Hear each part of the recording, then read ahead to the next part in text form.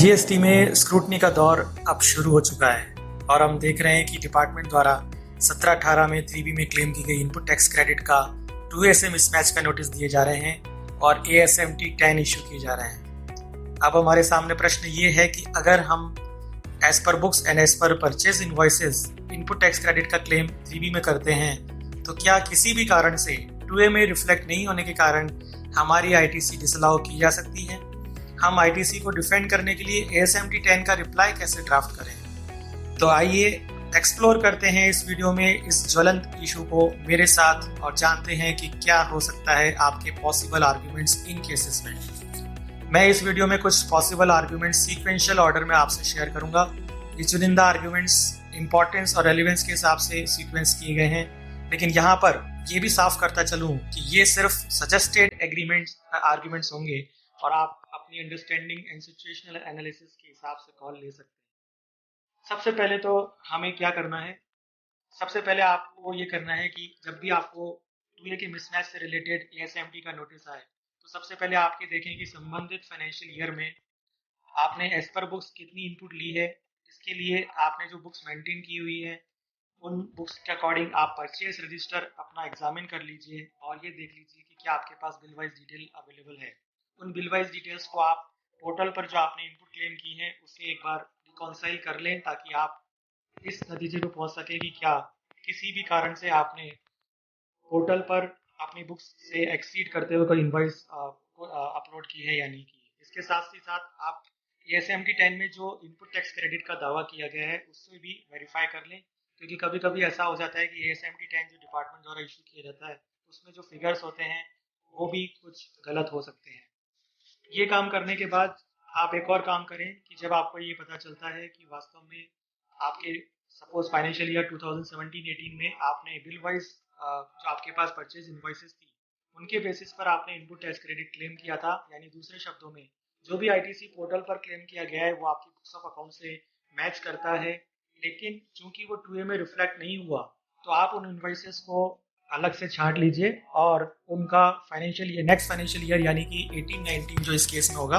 वहाँ का 2A देख लीजिए कि क्या कुछ इनवॉइसेस बाद में सप्लायर ने अपलोड किए। अगर ऐसा है तो उन इनवॉइसेस को आप अलग कर लें और ये डिटेल्स अपने रिप्लाई के साथ जरूर असेसिंग ऑफिसर को आप सबमिट करें। अब मैं आता हूँ कुछ लीगल आर्ग्यूमेंट्स पर। ये तो हुई फैक्चुअल बात जो हमें तैयारी करनी है। अब कुछ लीगल आर्ग्यूमेंट्स पर आते हैं। अगर आप section 16 of the CGST act की सभी कंडीशंस को फुलफिल करते हैं तो आपका ITC डिनाई नहीं हो सकता है। सेक्शन 16(2) में क्लॉज AA इंसर्ट किया गया है 1/1/2022 से नोटिफिकेशन नंबर 39/2021 के द्वारा।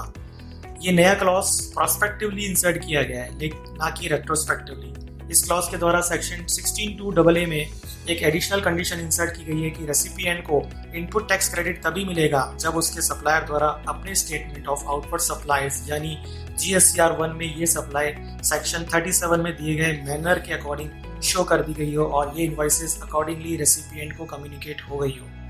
तो इस तरह ये क्लियरली एविडेंट है कि section 16 of the principal act में 1/1/2022 से पहले कोई भी ऐसी कंडीशन मौजूद नहीं थी जिससे ये निष्कर्ष निकाला जा सके कि रेसिपिएंट को इनपुट टैक्स क्रेडिट 2A या 2B में रिफ्लेक्ट होने पर ही दिया जाएगा। फाइनेंस एक्ट 2021 द्वारा विद इफेक्ट फ्रॉम 1/1/2022 से ही GSTR 2B में रिफ्लेक्ट होने पर क्रेडिट क्लेम करने का प्रावधान प्रभावी बनाया गया है। तो हमारा पहला आर्ग्यूमेंट ये होगा कि 1/1/2022 से पहले सेक्शन 16(2) में कोई भी ऐसी कंडीशन नहीं थी जिससे ये कहा जा सके कि रेसिपिएंट को इनपुट टैक्स क्रेडिट का क्लेम उसके सप्लायर द्वारा कम्युनिकेट की गई इनवॉइसेस पर ही अवेलेबल होगा, यानी जो 2A या 2B में रिफ्लेक्ट होगी। सेकंड लीगल आर्गुमेंट, एक भारतीय एयरटेल का एक बहुत ही फेमस केस जो सुप्रीम कोर्ट ने अभी कुछ समय पहले जजमेंट डिसाइड किया था। उस केस में सुप्रीम कोर्ट ने GSTR 2A को मेयर फैसिलिटेटर करार दिया है। जी हाँ, मेयर फैसिलिटेटर। ये केस डिपार्टमेंट द्वारा मिस इंटरप्रेट किया जा सकता है और अपने फेवर में SSC के आर्ग्यूमेंट्स को नलीफाई करने के लिए यूज किया जा सकता है, क्योंकि इस जजमेंट में सुप्रीम कोर्ट ने कहा है कि non availability of GSTR 2A on portal was not an excuse for the tax payer to determine his self assessment liability correctly. Accordingly supreme court ने इस मामले में दिल्ली हाई कोर्ट का फैसला रिवर्स करते हुए भारतीय एयरटेल को कॉरेस्पॉन्डिंग टैक्स पीरियड में ही अपनी 3B रिवाइज करने का ऑप्शन देने से इनकार कर दिया था। लेकिन यहाँ पर आर्ग्यूमेंट ये है कि ये case on the contrary tax payer को असिस्ट करता है, क्योंकि 2A को इस केस में मेयर फैसिलिटेटर माना गया है और मेयर फैसिलिटेटर के बेस पर ITC को डिनाई करना कितना उचित है। और इसके साथ ही ये भी उल्लेखनीय है कि इस केस में ऑनरेबल कोर्ट के सामने 2A वर्सेस 3B का कोई भी question of law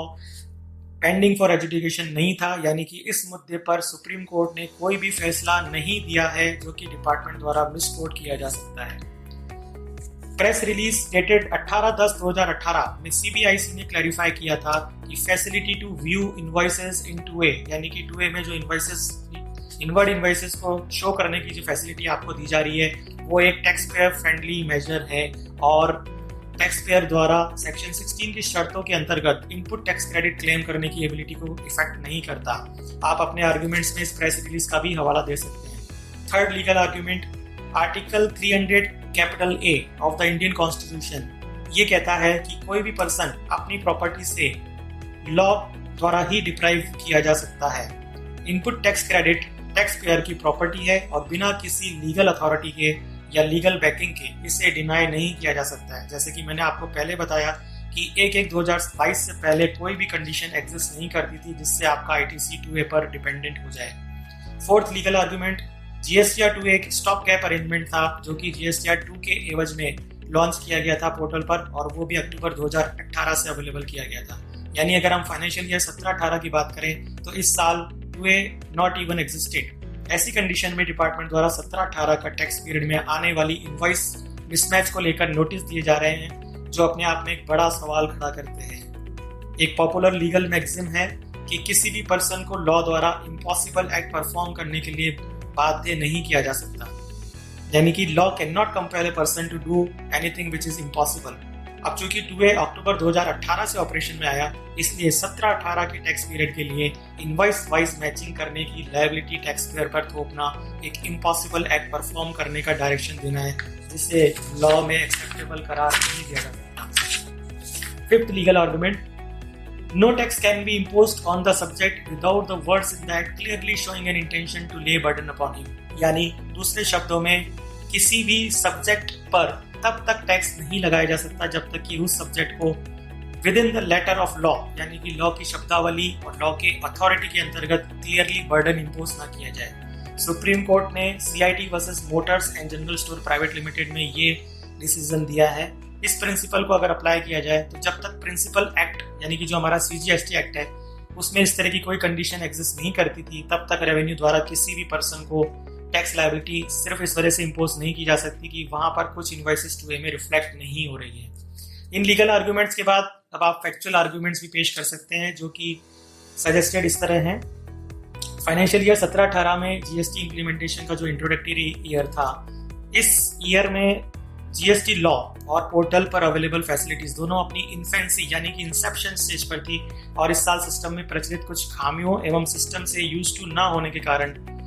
tax payer से इनवॉइसेस को प्रॉपरली करेक्ट हेड में शो करने में काफी मिस्टेक्स हुई थी, जिनमें प्रमुख थी B2B सप्लाई को B2C में दिखा देना, जिसकी वजह से काफी टैक्स पेयर्स को इनपुट टैक्स क्रेडिट मिलने में परेशानी आना स्वाभाविक था। उनमें से कुछ मिस्टेक्स को सब्सिक्वेंट पीरियड के GSTR 1 में करेक्ट कर लिया गया, लेकिन कुछ मिस्टेक्स टाइम लिमिट एक्सपायर हो जाने के कारण करेक्ट नहीं की जा सकी, जो कि एक प्रोसीजरल लैप्स है और केवल प्रोसीजरल लैप्स के बेसिस पर किसी भी जेन्युइन रेसिपिएंट का इनपुट टैक्स क्रेडिट जो सेक्शन 16 की कंडीशंस को सेटिस्फाई करता हो, GST के बेसिक इंटेंशन जो कैस्केडिंग इफेक्ट को रिमूव करने का है उस पर सवाल खड़े करता है। GST का आधार है सीमलेस फ्लो ऑफ क्रेडिट और इसमें बाधा पहुंचाने के उद्देश्य से कोई भी ऐसी कंडीशन इम्पोज नहीं होनी चाहिए जिससे टैक्स की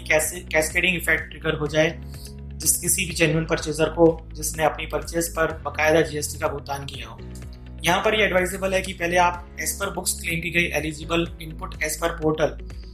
जो इनपुट टैक्स क्लेम की गई है उसका एक रिकॉन्सिलेशन बना लें, जो मैंने आपसे अभी इस वीडियो की शुरुआत में चर्चा की। और अगर आपको लगता है कि ऐसा रिकॉन्सिलेशन करने पर कुछ इनवॉइसेस जो आपके सप्लायर द्वारा 17-18 में अपलोड ना की जाकर नेक्स्ट पीरियड में यानी कि 18-19 में अपलोड की गई है, तो उसे भी आप अपने फैक्चुअल आर्ग्यूमेंट्स में जरूर शो करें जिससे ये प्रूव हो सके कि बाद में ये इनवॉइसेस शो की जा सकी है। लेकिन ये जो फैक्चुअल आर्ग्यूमेंट्स हैं ये आपको मैंने जो अभी लीगल आर्ग्यूमेंट्स बनाए उनके एडिशन में है। इसी कड़ी में आप एक और आर्गुमेंट दे सकते हैं कि केवल सप्लायर के एंड पर प्रोसीजरल लैप्स के चलते लॉ द्वारा प्रेस्क्राइब्ड कंडीशंस को सेटिस्फाई करने पर जेन्युइन आईटीसी को डिनाई नहीं किया जा सकता जब तक सप्लायर और बायर के बीच कॉल्यूजन यानी कि मिली भगत एस्टेब्लिश नहीं हो। तब तक सिर्फ 2A के बेसिस पर आईटीसी डिनाई करना उचित नहीं है और अगेंस्ट प्रिंसिपल्स ऑफ लॉ और against principles of natural justice है। तो मैंने आपसे यहाँ पर कुछ लीगल और फैक्चुअल आर्ग्यूमेंट्स डिस्कस किए जिनका हवाला देकर आप अपने ASMT 10 का रिप्लाई ड्राफ्ट कर सकते हैं। केस बाय केस और सर्कमस्टांसेस पे ये डिपेंड करेगा। आपको अपनी कॉल स्वयं लेनी है कि कौन सा आर्ग्यूमेंट आपके लिए कब उचित रहेगा। लेकिन अभी मैं फिर से आपको यह एम्फेसाइज कर दूं इस वीडियो के अंत में कि ये एक्सरसाइज आप जरूर करें कि आपके पास जब भी नोटिस आता है तो आप ये देख लें कि आपने जो भी पोर्टल पर उस समय इनपुट टैक्स क्रेडिट क्लेम किया है उसमें से कोई इनएलिजिबल क्रेडिट तो नहीं है और कोई आउटसाइड द बुक्स तो नहीं है। और फिर साथ में आप ये भी देख लें कि क्या किसी सप्लायर ने नेक्स्ट पीरियड में आपकी वह इनपुट टैक्स क्रेडिट को अपलोड कर दिया था या नहीं कर दिया था। इससे आपका केस और ज़्यादा मजबूत और साउंड हो जाएगा। तो दोस्तों, इस तरह से मैंने आपसे इस वीडियो में कुछ महत्वपूर्ण बातें शेयर की जो आपको ASMT 10 ITC मिसमैच को लेकर जो दिए जा रहे हैं डिपार्टमेंट द्वारा और जो स्क्रूटनी का दौर चल रहा है उसमें मैं उम्मीद करता हूं कि आपको मदद करेगा। अगर आपको ये वीडियो बहुत पसंद आया हो तो लाइक, शेयर और सब्सक्राइब करना ना भूलें और अपने विचार कमेंट बॉक्स में ज़रूर दें। और अब आप मुझसे और इन्हीं विषयों पर या GST या इनकम टैक्स से जुड़े विभिन्न मसलों पर किस तरह के वीडियोस या किस टॉपिक पर आप वीडियोस मुझसे इनवाइट करना चाहेंगे ये भी कमेंट बॉक्स में ज़रूर लिखें। धन्यवाद।